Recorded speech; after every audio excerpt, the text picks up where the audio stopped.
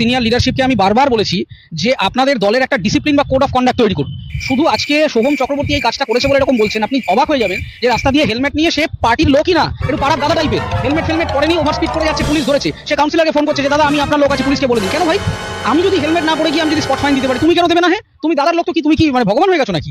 ঘটনাটা হচ্ছে যে সবসময় আমি অমুকের লোক, আমি তমুকের লোক, আর এইটা তো কোনো ডিসিপ্লিন হতে পারে না।